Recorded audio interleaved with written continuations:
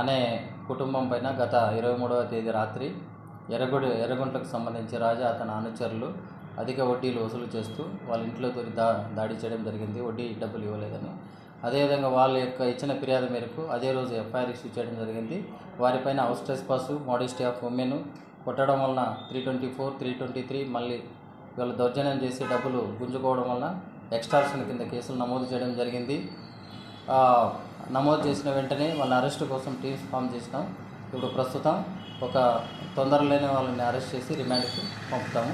దీనిపైన ఎవరైనా కానీ కాల్ మనీ గురించి ఫిర్యాదు చేస్తే ధైర్యంగా వచ్చి కఠినమైన చర్యలు తీసుకుంటాము.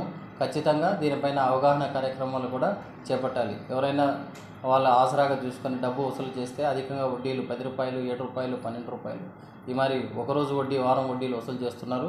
ఎవరైనా దీనిపైన ఫిర్యాదు చేసిన వెంటనే ఖచ్చితంగా పోలీసు వారు కేసులు నమోదు చేసి కఠినంగా శిక్షించబడుతుంది.